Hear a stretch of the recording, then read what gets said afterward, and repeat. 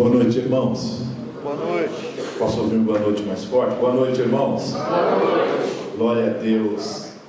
Quem está feliz diz amém. Amém. Glória a Deus pela sua vida, por você estar aqui nessa noite.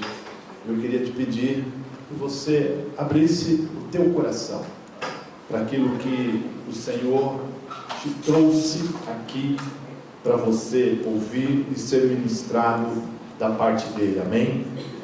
Eu só sou uma ferramenta, eu só sou um homem, e que o meu clamor e a minha oração no dia de hoje, em todo o tempo, foi: Senhor, usa-me como boca de Deus, usa-me como a boca do Espírito Santo, fala através de mim a tua igreja, amém? Então eu queria que você abrisse o teu coração, porque eu tenho dúvida de que você veio aqui nessa noite para ser edificado pela parte de Deus, amém? Quem veio para ser edificado diz amém. Amém. Aleluia. Irmãos, eu queria falar sobre o ultimato. O título dessa palavra hoje é o ultimato de Jesus aos homens. O ultimato de Jesus aos homens. Isso é a mim, isso é a você, e quando eu digo aos homens, eu estou dizendo também às mulheres. Posso ouvir um amém? Amém. Amém? Então é o ultimato de Jesus aos homens, homens do sexo masculino, mulheres do sexo feminino, jovens, moças e crianças, amém? Que eu creio que Jesus, ele fala, cuida e trata de todos igualmente. Quem crê nisso diz amém? Amém. Aleluia. Abra sua Bíblia lá em Marcos 3, nós vamos ler do 1 ao 6, um texto muito conhecido, né? Dos crentes. Marcos 3, de 1 ao 6. Na minha tradução diz assim: em outra ocasião, Jesus entrou na sinagoga e encontrou ali um homem que tinha atrofiado uma das mãos. Alguns dos fariseus estavam procurando uma razão para acusar Jesus, pois isso o observavam com toda a atenção, a fim de constatar se ele iria curá-lo em pleno sábado. Então convidou Jesus ao homem da mão atrofiada: levanta-te e vem até aqui para o meio. E em seguida Jesus indaga deles: o que nos é permitido fazer no sábado? O bem ou o mal? Salvar vidas ou matar pessoas? No entanto, eles ficaram calados. Indignado, olhou para os que estavam ao seu redor e, profundamente entristecido com a dureza do coração deles, ordenou ao homem: estende a tua mão. Ele a estendeu, e eis que sua mão fora restaurada. Diante disso, retiraram-se os fariseus e iniciaram, em acordo com os herodianos, uma conspiração contra Jesus e tramavam o meio de condená-lo à morte. Senhor Deus, ô Espírito Santo, essa é a tua palavra, Pai. Ela possa ser liberada de uma maneira poderosa nessa noite, que venha entrar nos nossos corações como uma espada de dois gumes, Pai, discernindo a alma do Espírito, para que tenhamos entendimento do que está escrito nela. Amém. Amém, irmãos? Eu queria só fazer uma introdução aqui, que diz assim, na parte B do versículo 2: com toda a atenção, a fim de constatar se ele iria curá-lo em pleno sábado. Então nós começamos a ler aqui, e eu acredito que este homem foi colocado na sinagoga com um propósito, que se você ler atentamente o versículo, a partir do versículo 1 até o 2, você vai ver que este homem foi colocado ali porque estavam dizendo assim: alguns dos fariseus estavam procurando uma razão para acusar Jesus, por isso o observavam, ou seja, ficavam de olho com toda atenção, a fim de que Jesus iria curar em pleno sábado. Então eu acredito que esse homem foi colocado ali como isca. Por que isca? Porque eles procuravam um meio de acusar Jesus. Aí nós vimos no final do versículo 6. Então eles colocaram aquele homem ali com o único propósito, com o propósito de testar e de ver a reação de Jesus. Agora um pouquinho de conhecimento e curiosidade. Aqui diz que era um sábado. Sábado era o único dia em que as sinagogas abriam. Sinagoga é diferente de templo. Sinagoga e templo são duas coisas diferentes. Templo sempre existiu um, sinagogas são várias, ou seja, nunca houve dois templos ou mais simultaneamente, ou seja, ao mesmo tempo. Sempre um templo e no mesmo endereço. Primeiro templo foi aquele templo portátil, o tabernáculo da antiga Israel. Foi o primeiro local de adoração construído por ordem de Deus. Você vai achar isso lá em Êxodo 25. Ele foi construído na época de Moisés e era um local móvel, de acordo com Israel se movimentava, aquele templo, ele também se movimentava, aquele lugar se movimentava, por quê? Porque era um lugar, era um tabernáculo de adoração a Deus.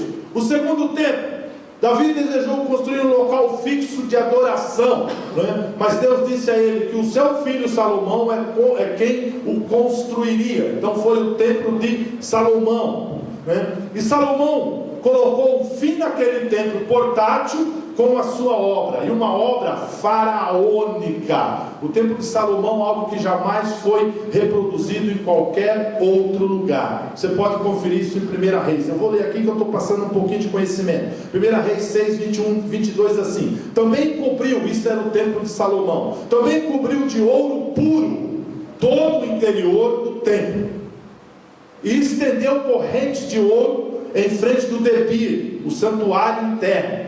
Deste modo, acabou por revestir de ouro puro todo o interior do templo e também o altar que fazia parte do santuário interno. E no 30 diz assim: e cobriu de ouro puro todo o pavimento do templo, tanto na parte interna como na externa.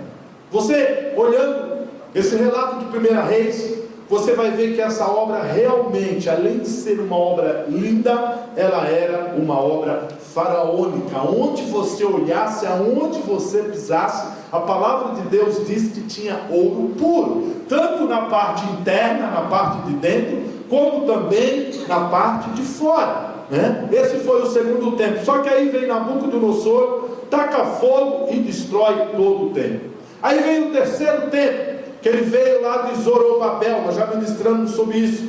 No final do cativeiro babilônico, reconstrói o templo. Mas o templo de Zorobabel, em comparação ao templo de Salomão, era uma obra insignificante. E mesmo assim ele ficou de pé por 500 anos, até que veio Herodes e construiu o quarto templo, conhecido como o segundo templo, porque também por causa da sua obra faraônica. O templo de Herodes era o dobro do tamanho do templo de Salomão. E depois que ele foi erguido, Herodes levantou um grupo denominados de herodianos. Nós vimos aqui no versículo 6, que diz assim: diante disso retiraram-se os fariseus e iniciaram em acordo com os herodianos. Então, ou seja, os herodianos foi um grupo que Herodes levantou. Para quê? Eles eram os guardiões do templo. E junto com esses guardiões também vieram os estatutos internos do templo. E foi definido no seu estatuto que pessoas enfermas, doentes e aleijadas só podiam chegar no máximo à porta do templo. Então eu dei uma narrativa da diferença de um templo para uma sinagoga. Eu ministrei aqui faz umas semanas, e você lembra lá de Atos 3, 1, 2, quando Pedro e João subiu ao templo para a oração da hora nona. Diz que era levado um homem coxo de nascença, que eles o colocavam à porta do templo. Eles não colocavam dentro do templo, colocavam à porta. Por quê? Porque a lei dos herodianos, quando o templo foi construído, não permitiu que entrasse. Segundo o judaísmo, todo enfermo era considerado impuro. Por isso aquele homem só entrou no templo depois de curado. Amém? Então a história você já sabe, eu não vou narrar aqui. Mas ele só entrou, a Bíblia diz lá em Atos 3, né, no final do versículo 8, né, que imediatamente os seus pés e tornozelos se firmaram, deu um salto, se pôs em pé, passou a andar e entrou com eles no templo, saltando e louvando a Deus. Então, antes dele ser curado, ele era colocado à porta do templo. Depois que ele foi curado, a Bíblia diz que ele saltou e ele entrou correndo, pulando e louvando a Deus. Mas o que tem a ver? Nada. Nós vamos para as sinagogas. As sinagogas também tinham um estatuto, e na sinagoga, os herodianos também definiram a lei de funcionamento, né? Eles, na sinagoga, podia entrar aleijado, na sinagoga podia entrar cego, na sinagoga podia entrar manco, na sinagoga também podia entrar pessoas com mão ressequida. Só que eles só podiam entrar com autorização ou autorizados pelo príncipe da sinagoga. E lá dentro, eles não podiam sentar no meio do povo. Eles também não podiam ficar andando na sinagoga. O lugar dos enfermos era no fundo da sinagoga, no canto e sentado no chão. Então, ou seja, aquele homem, ele poderia estar ali? Sim, ele poderia estar ali com autorização do príncipe da sinagoga. Só que o lugar daquele homem era no fundo da sinagoga, era no canto da sinagoga e era sentado no chão. Então eu acredito que por isso que aquele homem foi permitido estar ali como isca. E quando Jesus entrou na sinagoga, a Bíblia diz, que acabamos de ler, que eles ficaram olhando para ver se Jesus ia morder aquela isca, ou o que Jesus iria fazer. Amém? Mas o que é poderoso é que de repente eles não apontaram aquele homem. Aquele homem não poderia ficar de pé. Aquele homem também não poderia ficar andando no meio da sinagoga, ou seja, ele não poderia chamar a atenção. Mas todos aqueles fariseus estavam de olho em Cristo. De repente, Jesus olha direto para aquele homem. Ou seja, de repente, quando Jesus chega no meio da sinagoga, quando Jesus chega no palco da sinagoga, quando Jesus chega ali onde estava se lendo o Torá, ele olha e vê de cara com aquele homem, ou seja, a isca. Jesus mordeu a isca. Ele olha para aquele homem de mão mirrada e lhe dirige a palavra. Deixa eu te falar algo, meu irmão. Nada passa despercebido por Jesus. Você pode estar onde for, você pode estar tentando se esconder, você pode estar com vergonha ou acuado, Jesus sempre vai te ver. Aquele homem estava num canto, aquele homem estava no fundo, e aquele homem estava sentado no chão. E Jesus, quando ele entra no centro, no meio da sinagoga, ele olha diretamente para aquele homem. Ou seja, nada passa despercebido por Cristo Jesus. Não importa onde você se colocar, não importa os seus medos, não importa a sua vergonha, não importa se você está acuado, Jesus sempre vai te ver. Amém? E é isso que nós vamos ver a partir de agora. O ultimato que Jesus deu àquele homem para uma mudança de vida. Eu quero que você abra o teu coração e creia que é o mesmo ultimato que Jesus vai te dar nessa noite para uma mudança de vida. Não importa aonde você está, não importa no canto, não importa no fundo, não importa nem se você está sentado no chão. Jesus viu aquele homem e deu um ultimato. Jesus tem te visto. E o mesmo que ele deu para aquele homem, ele vai te dar nessa noite. Amém? Quantas vezes ficamos no fundo?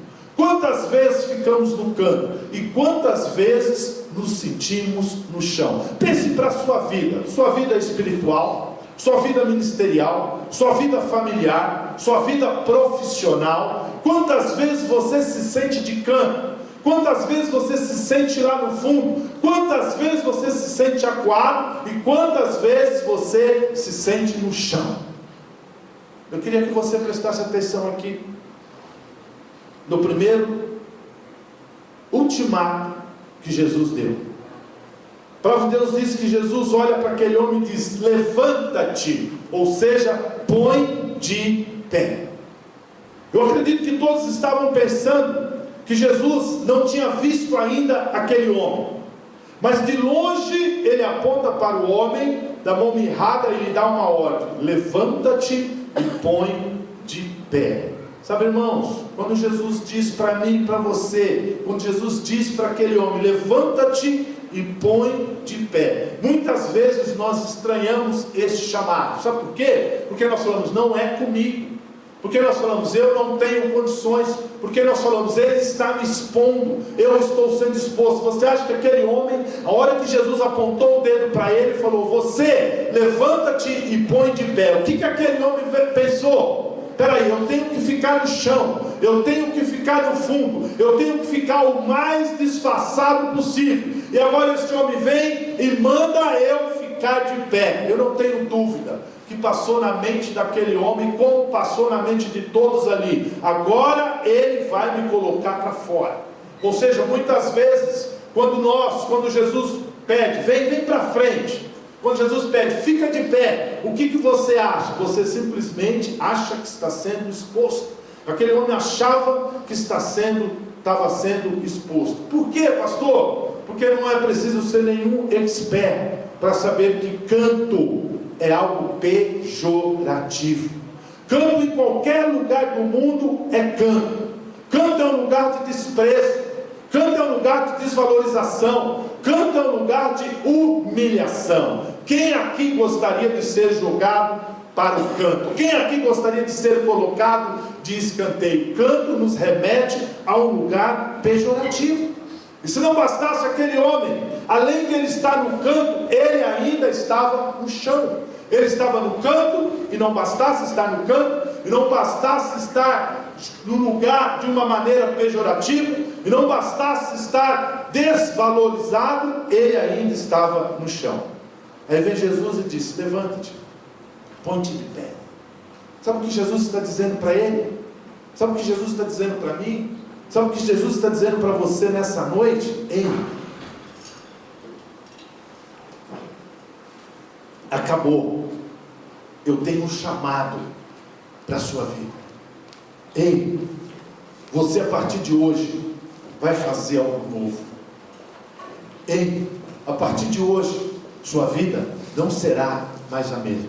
Sabe, irmãos, nós temos dezenas de pessoas que estão dentro das sinagogas, como aquele homem estava, que estão no fundo das sinagogas, que estão no canto das sinagogas, e que estão muitas vezes sentados no chão das sinagogas. Mas Jesus, quando ele entra, ele olha diretamente para homens e mulheres como eu e como você, no canto,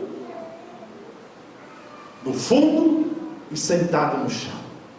E ele fala para você, levanta-te, põe-te de pé, porque a partir de hoje eu tenho algo novo para a sua vida. Olha para cá. Você tem que sair dessa vida de canto. Você tem que sair dessa vida de chão.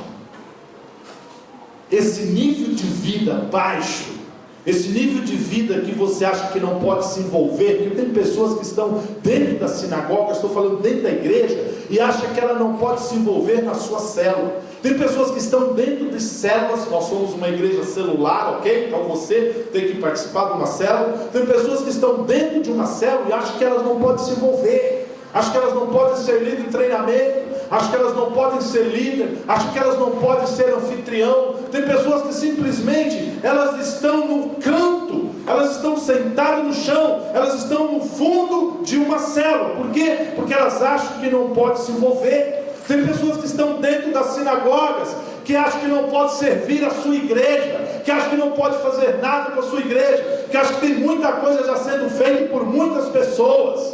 E Jesus diz assim, hoje eu ponho um fim e te dou um ultimato a esse estilo de vida. Sabe por quê? O estilo de vida daquele homem era o estilo de vida medíocre. O estilo de vida daquele homem era o estilo de vida de ficar no fundo. O estilo de vida daquele homem era o estilo de vida de ficar sentado no chão. O estilo de vida daquele homem era o estilo de vida de ficar no canto. Então Jesus chega hoje e fala, ei, hoje eu ponho um fim nesse estilo de vida. Sabe, irmão, a atitude de Jesus, de olhar para aquele homem e falar, põe-te de pé. Ele disse muito, sem falar nada. Sabe por quê? Canto é lugar de gente paralisada. Se você está no canto da sinagoga, você está paralisado. Se você está no canto da sua célula, você está paralisado. Canto é um lugar de gente paralisada. Chão é lugar de gente que não tem perspectiva. Chão é lugar de gente que não tem projetos Chão é lugar de gente que não aprendeu a sonhar. Chão é lugar de gente que não tem força de se levantar para buscar algo na sua vida, que não sonha, que não pensa, que não tem nenhuma perspectiva de vida. Jesus estava dizendo para aquele homem: eu tenho um chamado para você. Quem crê que Jesus tem um chamado para você, dá um glória a Deus. Glória a Deus. Sabe, irmãos, você não deu um glória a Deus, mas Jesus tem um chamado para você. Se Jesus falasse ali naquela sinagoga: quem crê que tem um chamado para a obra de Deus, dá um glória a Deus. Eu tenho certeza que aquele homem não ia dar um glória a Deus. Porque muitas vezes nós achamos que nós não temos o que acrescentar. Deixa eu te falar, Jesus tem um chamado para você. Ele tem um chamado para uma vida de verdade. Ele tem um chamado para uma vida digna. Ele tem um chamado para uma mudança de estilo de vida, uma mudança mais elevada. É hora de sairmos do canto. É hora de sairmos do fundo. É hora de sairmos do chão. Esse ultimato foi para que aquele homem. Esse ultimato é para mim e para você hoje. Irmãos, o canto é desconfortável. O canto é pejorativo. O fundo, ninguém te enxerga no fundo. O fundo, você vai para o fundo quando você está com medo de aparecer, quando você está com medo de mostrar os teus defeitos, sabe? Então Jesus deu um ultimato para aquele homem: fique de pé, é hora de sair do chão. Eu queria que você prestasse muita atenção, irmãos, muito.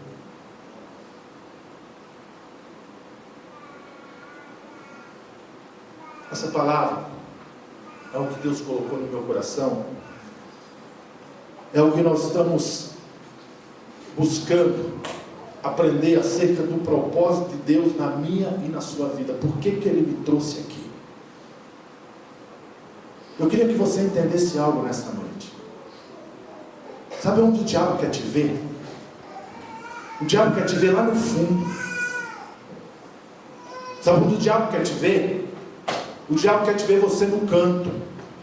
O diabo quer te ver você no chão. E muitas vezes nós não temos perspectiva de quem nós somos e aceitamos o canto. Muitas vezes nós aceitamos o chão. Muitas vezes nós aceitamos o fundo. Por quê? Porque nós não sabemos quem nós somos. O diabo quer te ver prostrado no chão. O diabo quer te ver sem utilidade. O diabo quer te ver no canto humilhado. O diabo quer te ver desprezado, paralisado espiritualmente. Quantas pessoas estão dentro das sinagogas, dentro das igrejas, exatamente da maneira que o diabo quer te ver. É exatamente esse o processo do diabo na minha vida.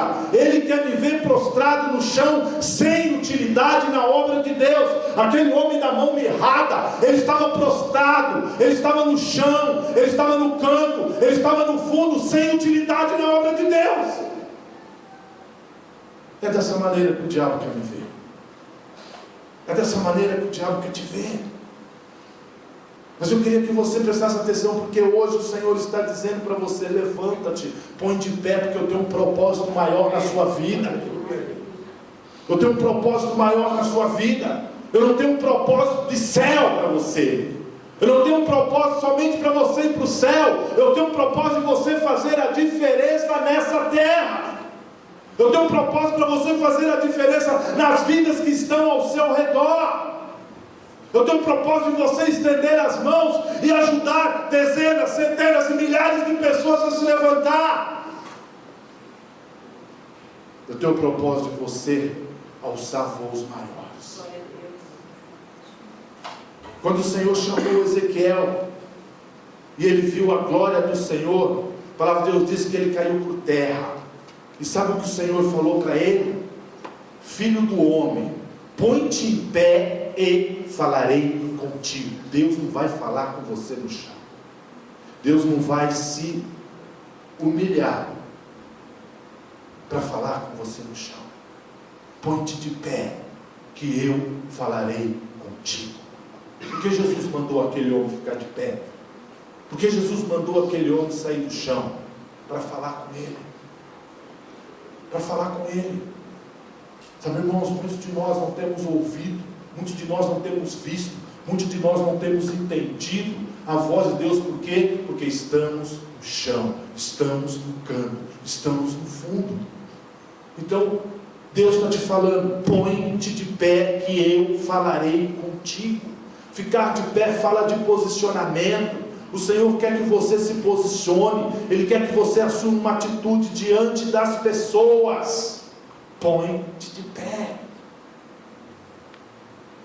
Muitos de nós temos dificuldade, mas eu quero te dizer hoje, Deus te trouxe aqui para nos dizer, para te dizer: chega de canto, chega de chão, põe-te de pé. Chega de você ficar no fundo das sinagogas, chega de você ficar no canto, chega de você ficar no chão. Você não pode ficar às margens, você tem que se levantar e se posicionar. Muitos de nós ficamos às margens, mas esta é a hora de se levantar, essa é a hora de você responder ao seu chamado, essa é a hora de você fazer aquilo que Deus te chamou para fazer. É hora de eu ficar de pé. Levanta-te, eu quero começar algo novo na sua vida. Se você não levantar, se eu não me levantar, se eu continuar no chão, Deus não tem como começar algo novo na minha vida. Deus não tem como dar continuação na obra dele. Você não tem que andar pelos cantos, nem se rastejando no chão. Deus te chama para ficar de pé.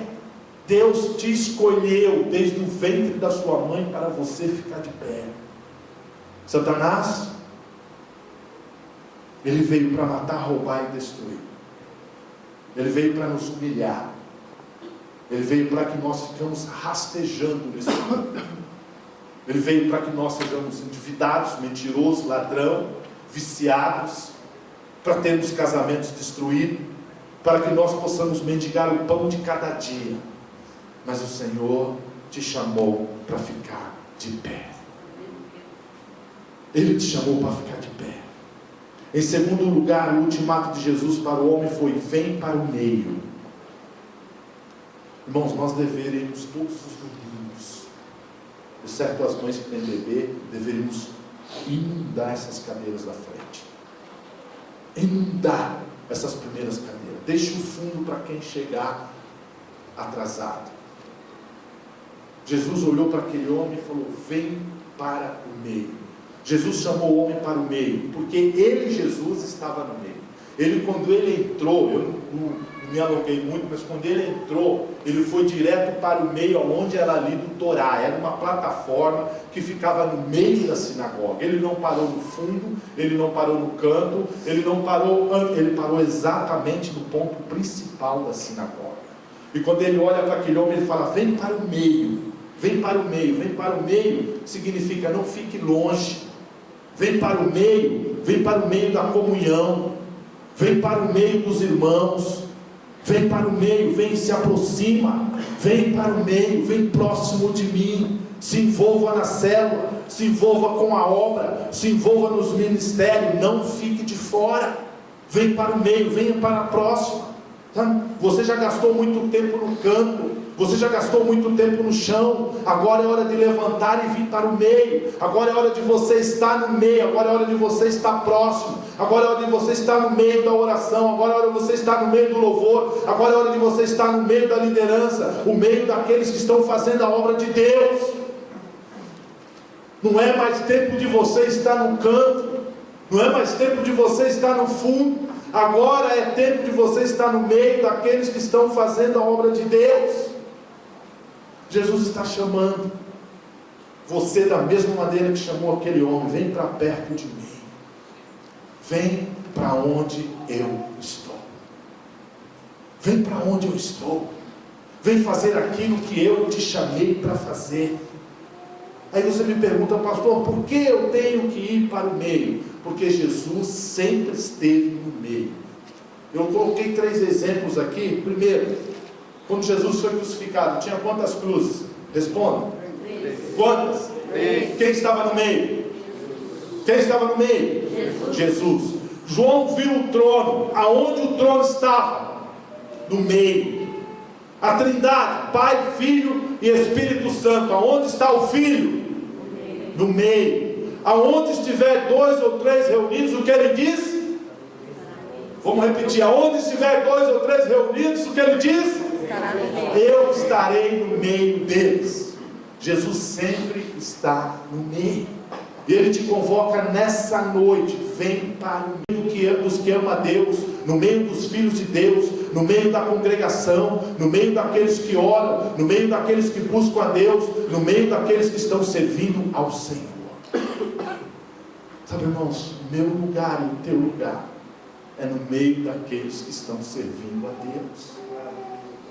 Porque eu escolhi sair das trevas, eu escolhi sair daquele mundo, eu escolhi abandonar o pecado, eu escolhi mudar de vida, eu escolhi largar as minhas manias mundanas para estar aonde? Para estar no meio do povo de Deus, para estar no meio de quem está servindo ao Senhor. Por isso o teu lugar é no meio. Jesus falou: levanta-te e vem para o meio. Porque ele estava no meio da sinagoga, ele estava em cima da plataforma onde o orador estava. Ou seja, Jesus estava no lugar mais elevado.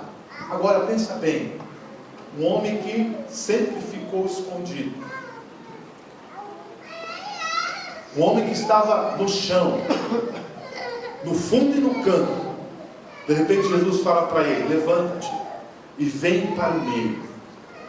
Aquele homem, para chegar até Jesus, ele tinha que passar por todos os outros.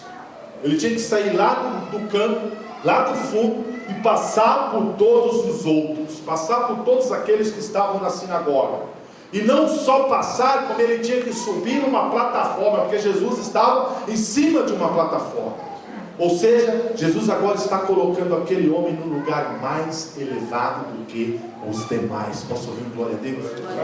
Então Jesus, quando manda você se levantar, Jesus, quando te chama, Ele resolve te colocar no lugar mais elevado do que os outros. Não é um palco como esse, não é uma plataforma como esse, mas é um lugar mais elevado, é um lugar na presença dEle, é um lugar próximo dEle, é um lugar do lado dEle, é um lugar onde você pode ouvir a voz, é um lugar onde você pode sentir a presença do Senhor. E é exatamente isso que o Senhor quer fazer com você. Ele quer tirar você do canto, Ele quer tirar você do chão, Ele quer colocar você no lugar mais elevado. Ele quer te dar uma vida de voos mais alta, o que Ele tem para você. Agora, muitas vezes a gente se preocupa com tudo isso. Não precisa se preocupar, porque quando o Senhor levanta, é porque Ele vai fazer. Quando o Senhor mandou aquele homem levantar, foi Ele que chamou para o meio. Quando o Senhor mandou aquele homem levantar, foi Ele que trouxe aquele homem para perto dele. Isso fala do que? De crescimento. Está na hora de crescermos, está na hora de subirmos, está na hora das pessoas verem você como Jesus vê. Será? Como é que as pessoas têm te visto? Já falei disso aqui, na faculdade, no trabalho, na família, no colégio. Como é que as pessoas têm te visto? Como é que as pessoas viam aquele homem? Um homem da mão ressequida, um homem sem conseguir fazer nada, um homem simplesmente que não tinha nenhum tipo de relacionamento amigável. Está na hora de nós subirmos, está na hora das pessoas verem você como Jesus vê. Você consegue ver a reviravolta que está acontecendo na vida desse homem? Ele saiu do lugar mais baixo da sinagoga para o lugar mais alto. Ele saiu do canto para o meio. Todos passaram a ver. Quando você sai do canto, quando você sai do meio, é inevitável que as pessoas não te enxerguem.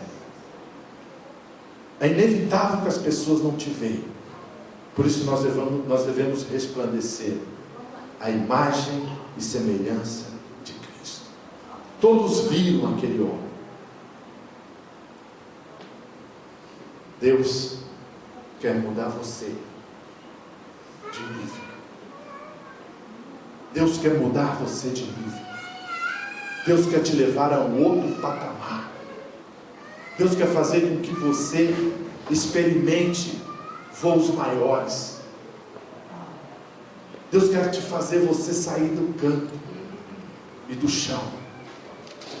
Chegou a hora de você assumir o seu chamado. Jesus quer que você esteja ao lado dele. Quem olhar para você vai ver Jesus e não mais você. E não mais você. Você acha que aquele homem da mão ressequida, enquanto ele estava no canto, todo mundo que olhava para o canto via aquele homem da mão ressequida. Mas quando ele estava em cima da plataforma, todo mundo que olhava para aquela plataforma via Cristo. Via Cristo, porque Cristo chamou a atenção da sinagoga. Quando você está próximo de Cristo, todos aqueles que olharem para você, eles vão ver Cristo. Finalmente, o último ultimato de Jesus: estenda a mão. Jesus, vendo a dureza do coração de cada um, disse consigo mesmo: vou surpreender todos. Sabe, irmãos, a minha oração nesses últimos meses tem sido: Senhor, me surpreenda. Me surpreenda em todas as áreas. Me surpreenda em todos os momentos. Me surpreenda em todas as respostas das minhas orações. Me surpreenda. E Jesus disse: vou surpreendê-los. E virando para aquele homem da mão ressequida, ele diz: estenda a mão. E o texto conclui: e eis que sua mão foi restaurada. O que quer dizer? Quer dizer que se foi restaurada, é porque ela voltou a ser como ela era antes. Aquele homem não nasceu com a mão ressequida. Aquele homem não teve sempre aquele problema na mão. A mão dele não foi sempre atrofiada. Em algum momento, por algum motivo, ela ficou atrofiada. Sabe, irmãos, tudo o que você não usa atrofia. Há muitos anos atrás, eu era adolescente, jovem, acho que você já passou por essa experiência. Eu quebrei um dos braços, não me recordo mais se foi o direito ou o esquerdo, mas eu quebrei numa brincadeira um dos braços, e passei ali alguns meses, não me recordo quanto tempo, mas muito tempo, com aquele braço imobilizado e engessado nessa posição, acho que tradicional, né? E fiquei muitos meses, muito tempo com aquele braço engessado. E depois de alguns meses, quando eu fui tirar o gesso, eu estranhei meu braço. Ele estava fino e sem movimento. Eu não tinha força de pegar uma garrafa d'água, eu não tinha força de pegar um copo. Ou seja, ele estava atrofiado. A sua musculatura não tinha movimento. Ou seja, tudo que você não usa atrofia. Tem gente aqui, tem gente no meio da sinagoga que está com a vida paralisada, atrofiada. E eu creio que Jesus fez com que você viesse aqui nessa noite, para você voltar ao que era antes. Domingo passado você ouviu o pastor Samuel Seixas falando sobre que Deus quer restaurar a sua alegria. Ele falou da alegria do primeiro amor. Ele falou da alegria do vinho, daquele casamento em Canaã da Galileia, quando acabou o vinho, quando acabou a alegria, e simplesmente Jesus fez o primeiro milagre, transformando aquelas talhas de água em vinho e no melhor vinho. Eu não tenho dúvida de que Deus te trouxe aqui nessa noite, porque Ele quer restaurar aquilo que você era antes. Aqueles momentos em que você se alegrava de estar na casa de Deus, de estar na célula, aqueles momentos em que você estudava a palavra de Deus, aqueles momentos em que você ministrava, aqueles momentos em que você cantava, aqueles momentos em que você se alegrava, aqueles momentos em que você tinha motivo para fazer algo para Deus. Não estou falando para a igreja, não, estou falando para Deus, porque tem muitas pessoas que se desmotivaram a fazer algo para Deus, porque paramos de usar os nossos dons e os nossos talentos, paramos de usar aquilo que o Senhor colocou na minha e na sua vida, paramos de cantar, paramos de tocar, paramos de pregar, paramos de frequentar a célula, paramos de orar, paramos de vir para a vigília, paramos de fazer tantas coisas, e de repente a nossa vida espiritual ficou atrofiada, perdeu a graça. Agora você orar é peso, agora você jejuar é peso, agora você vir para a igreja é peso, agora você ir para a célula é incômodo. Por quê? Porque nós estamos com a vida atrofiada. Jesus te trouxe aqui nessa noite porque Ele quer que você faça o que você fazia antes. A mão daquele homem nem sempre foi atrofiada. Nem sempre foi atrofiada. Eu creio que tem pessoas aqui que precisam ser restituídas no seu chamado.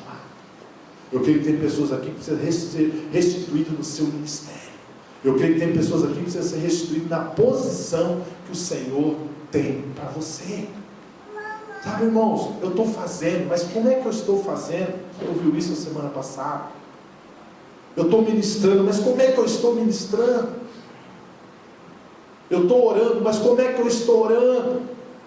Eu estou liderando, mas como é que eu estou liderando? Eu estou cantando, mas como é que eu estou cantando? Eu estou ofertando, mas como é que eu estou ofertando?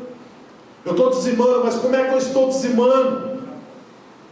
Deus te trouxe aqui para te restaurar na posição que o Senhor tem para você. Posso ouvir um amém? Amém. Posso ouvir um amém? Amém. Aleluia. Sabe o que significa estender a mão também? Dependência, pedido de ajuda.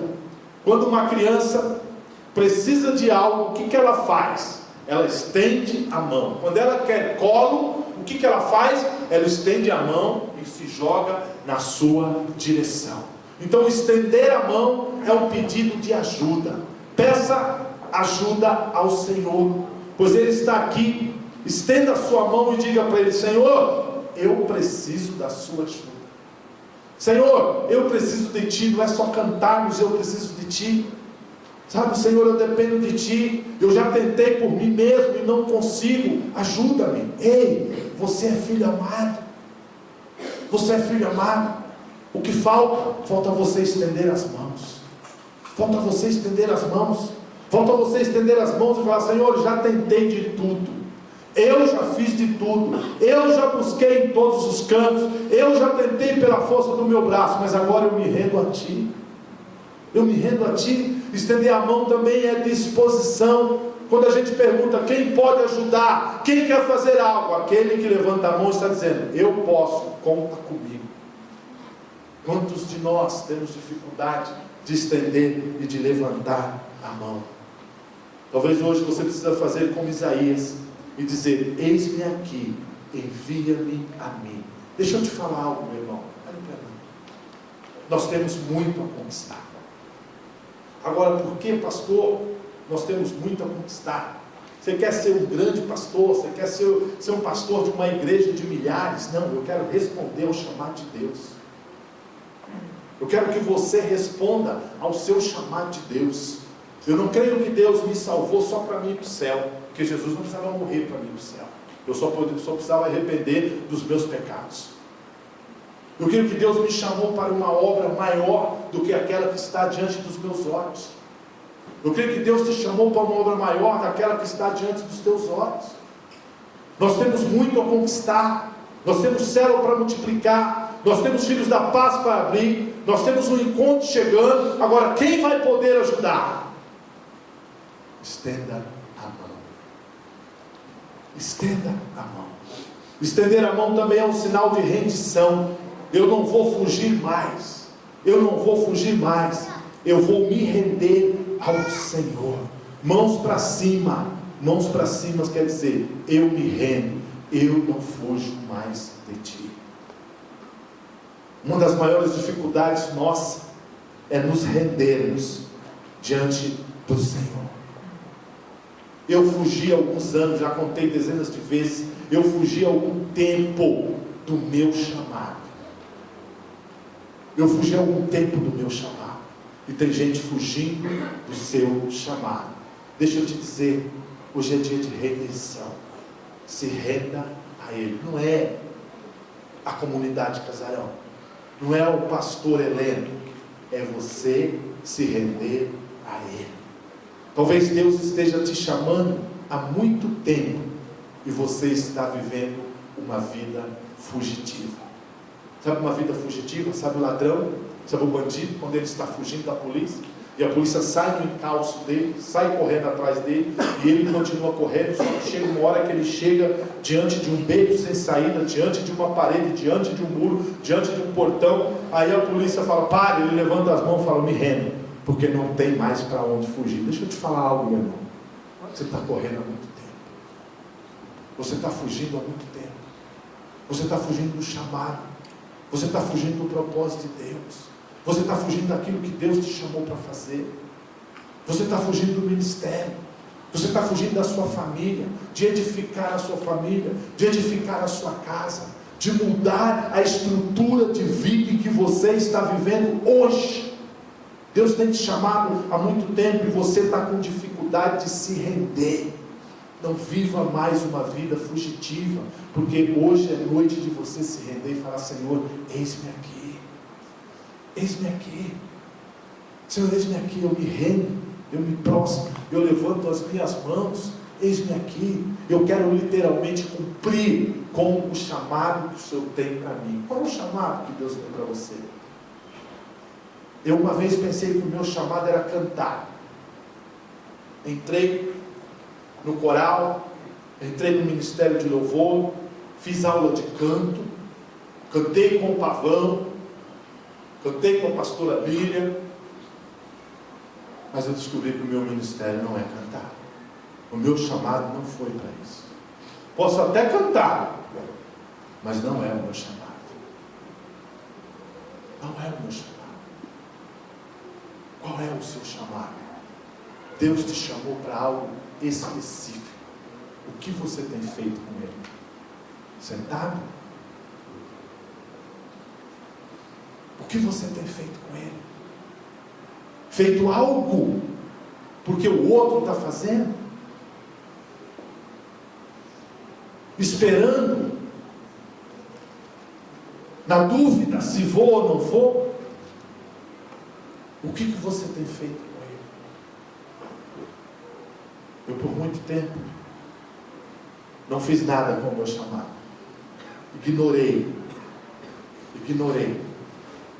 Fiz tantas outras coisas. Mas ignorei o meu chamado. Deixa eu te falar algo, meu irmão. Olha para mim aqui.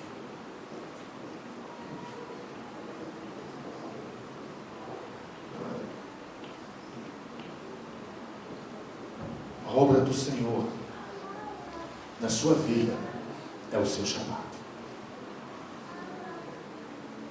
A obra do Senhor é o seu chamado.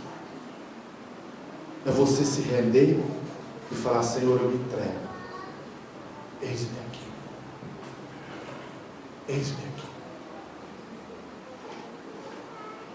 Eu estava ouvindo um relato, não é um testemunho, é um relato de um pastor. Ele era pastor de uma igreja.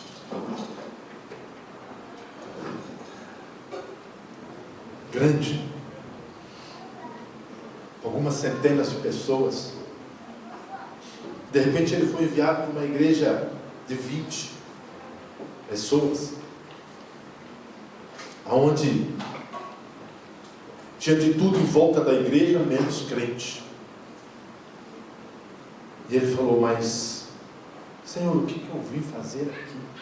O negócio era lá, pregando para algumas milhares de pessoas. E ele ficou inconformado,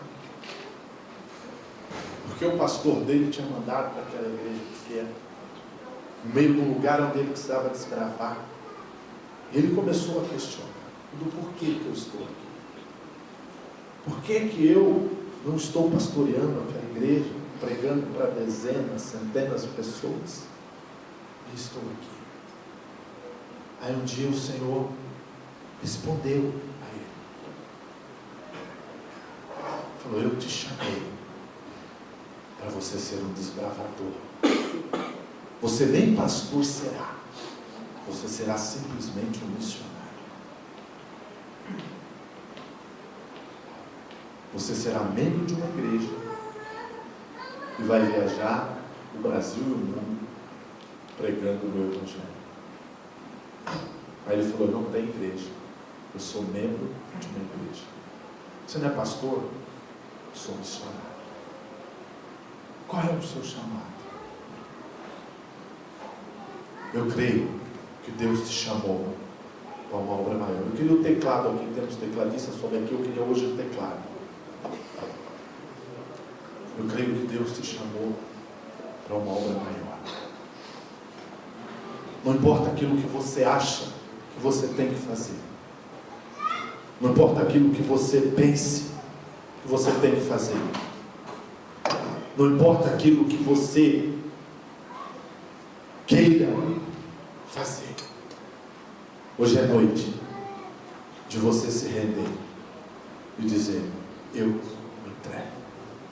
Porque enquanto eu e você, nós não nos entregarmos, nós vamos estar vivendo no chão. Eu estou em pé, mas eu estou no chão.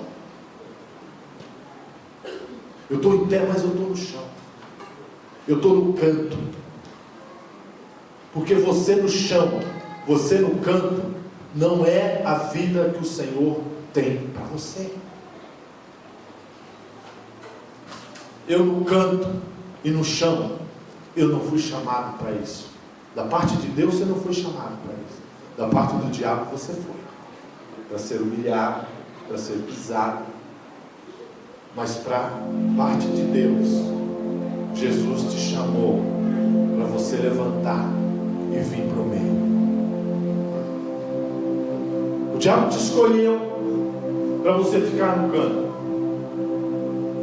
O diabo te escolheu para você ficar no chão. Mas o Senhor te diz: levanta e vem para o canto. E hoje Ele está aqui para dizer para você: cantinho, nunca mais. Levante-te, põe-te de pé e vem para o meio. E quando você chegar no meio, estende a sua mão. Estende a sua mão. Eis-me aqui. Usa-me a mim. Eis-me aqui. Envia-me a mim. Eis-me aqui. Fala-me a mim. Quando você se levantar do canto e vir para o meio, Ele vai te pedir: estenda as mãos. Eu queria que você fechasse seus olhos, abaixasse sua cabeça. Todos, sem exceção, irmãos. Os irmãos que estão em pé, sente-se, por favor.